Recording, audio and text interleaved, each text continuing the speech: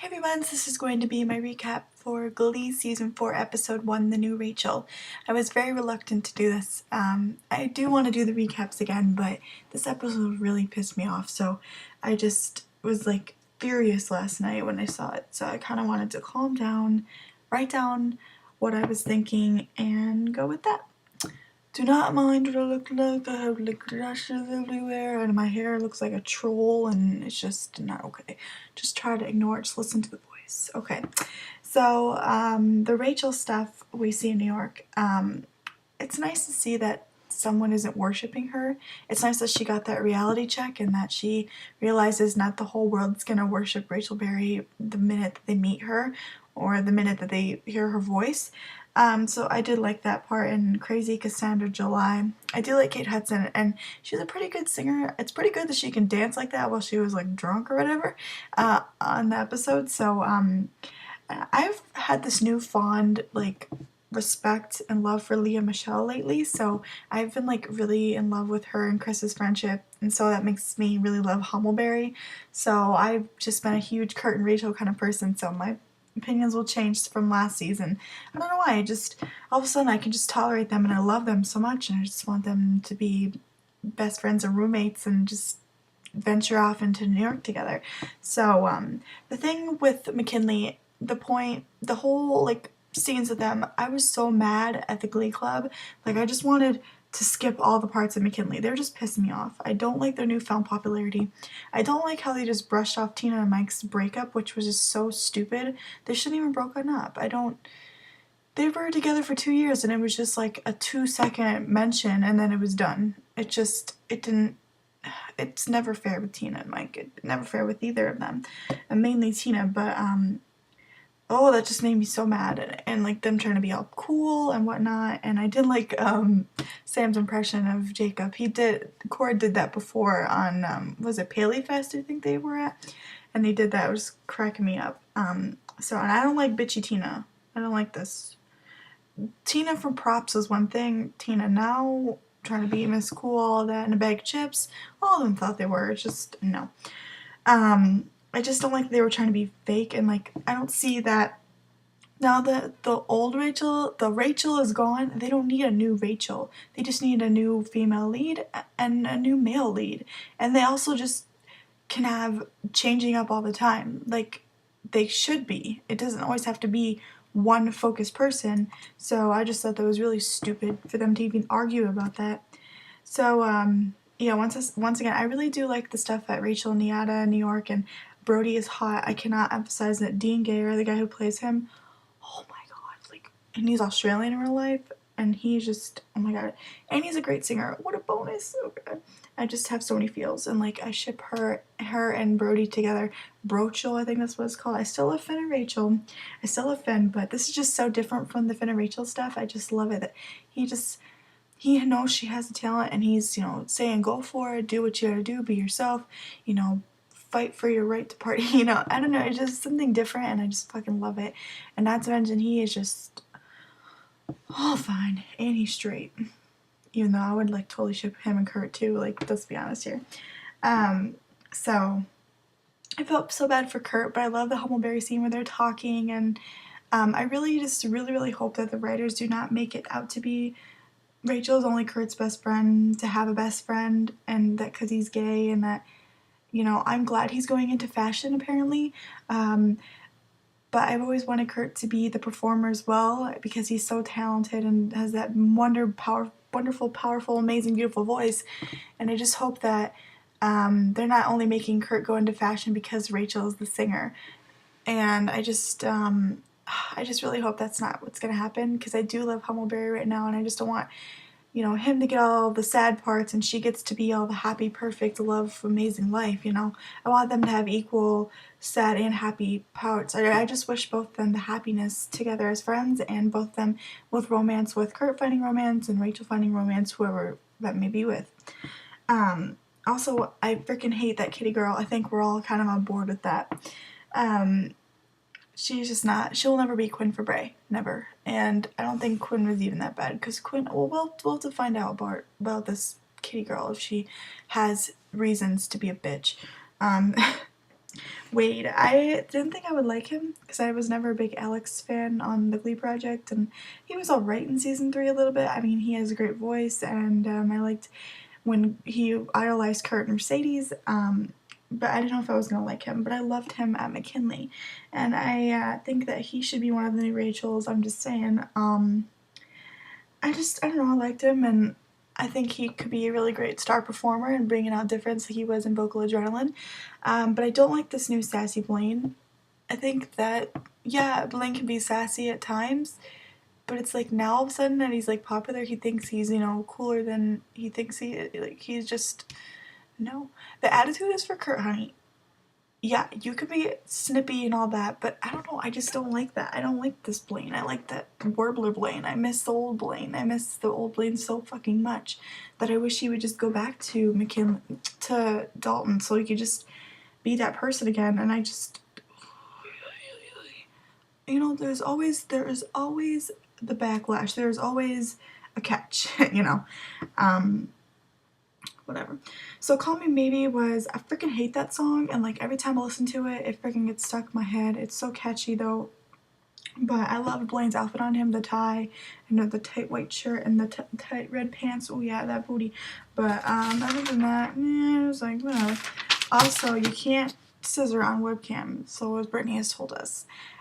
Brittany was alright in this episode. I didn't hate her. But I didn't want her to be the new Rachel, obviously. She was never going to be the new Rachel, but whatever. Also Kurt working at the Lima Bean. Oh, so sad. And I wish he would have spit in that bitch's ice latte. It's too cold. Bitch, I would have thrown it at her. You know what I'm saying? I'd be like, I quit. Bye. But he looks so cute in his little hat and scarf. I just want to snuggle him. The big thing with this episode, like I said before, I hate that the Glee Club tries to hide who they are because now they get to sit with the popular kids and they get to be popular. They were the group who fought to be who they are, and now they're fake and horrible, and it just pissed me off that Blaine the most telling Unique to hide who he is and to not wear makeup and not be Unique, just be Wade, so, won't stir up problems, where he was always fighting to be who he is and be accepted for who he is, and why does Wade have to hide who he is if, Blaine always fought to not hide who he is, and especially, well, I'll get more into it later, but his boyfriend has been fighting to be who he is and preaching about this, and here this group is telling them that Wade can't be who he is because it doesn't fit with their popularity. It just, I know there's always a moral to the story, but that was just a stupid one. So I just don't even, and I don't even know why they went along with it. Even Brittany looked like she was like sad about it. She didn't even mean to sound mean. That's just Brittany being Brittany, And poor Marley, the new sweet angel, I just love her. The whole scenes with her mom just made me tear up, and it was just so sad and relatable in a sense, and, trying to fit in. I'm glad that she eventually stuck up for her mom, and it was a big reality check for the Glee Club. I just love that she did that eventually. She's fed up, and she's like, I'm not going to deal with this bullshit. Your club's supposed to be all about acceptance, and here you are, treating me and my family like shit because we're not Pretty Miss Perfect, Also, Stoner Brett is my favorite. I'm so glad Homeless Brett is back. I call him Homeless Brett, but Brett is the best. And he's like, what do you say? A cap in your ass. I don't know, but it was funny. Also, I love Jake Puckerman. He's very attractive, very attractive. He has very white teeth. I like that. Oh, I liked it a lot. And he has an amazing voice. I think Never Say Never was probably the most played song I played from this episode on my iTunes. I love it so much. His voice is freaking amazing. Oh my god, I just want to capture it into my soul. And he definitely has that Puckerman attitude. I just love that he just is like, fuck you, Will, pretty much. And, I agree. Jake, okay. Also, the Wade and Sugar new friendship, loving it. They're like, he is fine. The New York State of Mind kind of Rachel Marley cross duet was amazing. They both sounded great, and it was wonderful, and I loved both different parts, and they were just pouring their hearts out, and Rachel in the new city, and Marley in the new club, and a new school. It was great. Also, I'm shipping that Jarly is what they call it, Jake and Marley. I didn't name it up, okay? That's what Ryan Murphy calls it, so they're cute. Cute. Do you see the way she, turned around and looked at him? They're like, oh, it's love at first sight. So also, I noticed they only had 10 members on the page of the New Directions. They apparently had all these people audition, and then they didn't even accept any of them except for one person. I think it's because they were trying to lead up to eventually Jake will join, but they're kind of like leading up to that, as well as Kitty, I think, will join, because that's like the whole purpose of her, I think, like Quinn joining because she's popular and blah blah blah. I think that's what they're trying to do. I really do. But it's like, dude, you're too fucking predictable, you know? Also, Kurt, the TA, Mr. Hummel, aka Hottie, aka the only person that saves this fucking show, telling the Glee Club about that the club used to be about diversity and acceptance, and that why do they have to fight? And even though Kurt, you know, fought with souls for Rachel and Mercedes and stuff, he always was who he was. He was always never gonna hide who he was for popularity and acceptance, because that's just who he is, and that as a group they should all accept each other, and that's all that matters. And praise Kurt, I love you so much. This is why you're my favorite. I just miss all the graduates. I miss Santana and Quinn and Finn and Puck and Mercedes and whoever else, and Mike, obviously Mike, hello. I miss them all. I just want them all back. I don't love this new idea of this Glee Club people. I mean, I like the new people, but it's like, I miss the old ones, the ones that held them all down, and I will always be a fan of that more than I am now. So it'll take me a while to get used to it, I think. So I was kind of like that way with season 3, where like half of the Glee Club was gone at first, so it'll take a while, but I don't know. And I don't want Blaine to be the new Rachel. I always fought for Tina to be the new Rachel. I was always like, Tina should be the new Rachel. You know, they told her she was going to be last season. Even Rachel said it. It was her time to shine. She's been there since season 1. She has a great voice. But then Tina's a bitch in this episode, so I didn't really care. Also, where was Jacob Ben Israel's fro? Like, where is it, bro? That rhymed. I just don't want this new lead thing to get to Blaine's head, because the Warblers, it was different. I don't know, he just fit in. But with McKinley, I don't know, I just don't want him to be the new lead. I feel like it's gonna get to his head, and I don't want him to be the new Rachel. I just don't. So I kind of wish that maybe even Marley or Wade would be the new Rachel. I don't want to be a new Rachel, but if I had to choose, I don't know, Marley just seems like really down to earth, and she can sing, and Wade can sing too, and he was really good when he was in Vocal Adrenaline, so oh my gosh, what is with this? They're only choosing Blaine because, I don't know, but I'm always iffy about with Blaine and the fans of him. You know, it's like one day I'm like, I really love Blaine. The next day I'm like, Blaine's really not that. I mean, he's an amazing singer, don't get me wrong, but it's like, I don't know, just whatever. At this point, my love for Blaine as a relationship is fading, and it really is, because the whole scene between all the scenes in the episode with them is just like, meh, whatever. I didn't freak out. I didn't go, oh my god, oh, you know, I didn't scream at all. I didn't go, oh, you know, I was just like over it. And I think, you know, I was so mad at Blaine and all the new directions that I couldn't get past it. I couldn't just go, oh well, oh, Kurt Blaine's cute. I couldn't, and it ruined the whole episode for me personally. I feel like not only is my thoughts on Blaine fading, but I think that even Chris and Darren feel the same. You can tell a lot with them that they're not really talking about the relationship, as if I think that they're just with Kurt and Blaine, it's kind of like they just have to be forced with the scenes. Like, they don't really make any sense, and it just doesn't flow anymore. Well, because now Kurt has graduated and stuff, but it still just doesn't add up right anymore. I feel like they're disconnecting, and I think Darren, you know, he wants to move on in a sense. He's excited for the friendship with Sam, Blaine and Sam, and all the other stuff he's got going on for his character, and Kurt as well in New York, and with Rachel, and, you know, Sarah Jessica Parker and Vogue and all that stuff he's going to be going into. But it's just like, I think them as a relationship, as a couple, romantically, it's fading for me. And it's not even that I would want Kurt to date someone right away, but it's like, I'm not opposed to the idea at all. And that's come with multi-shipping.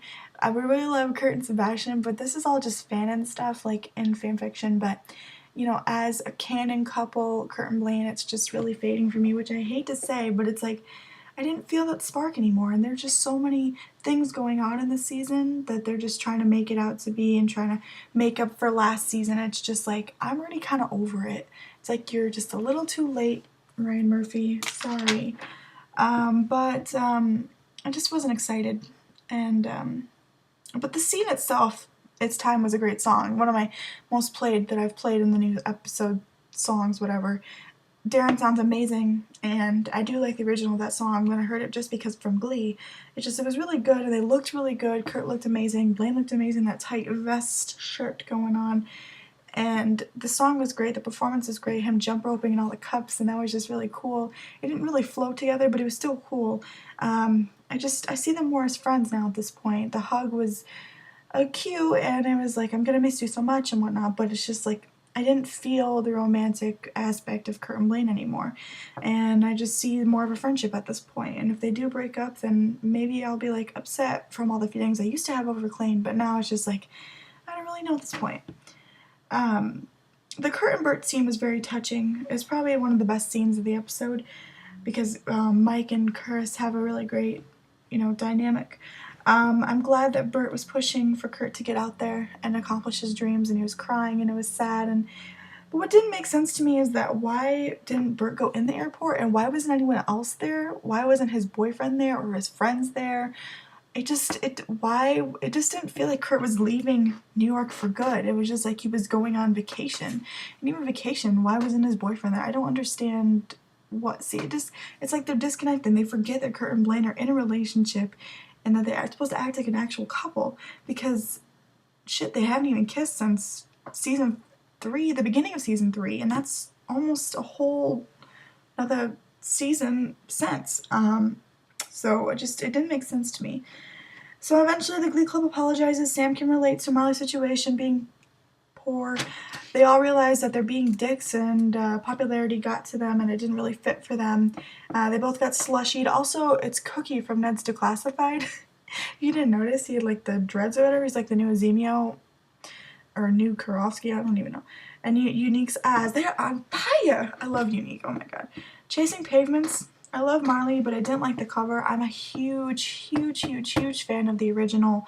One of my favorite Ultimate songs, and I couldn't get past it. But I mean, she's a great singer, I just didn't like the cover.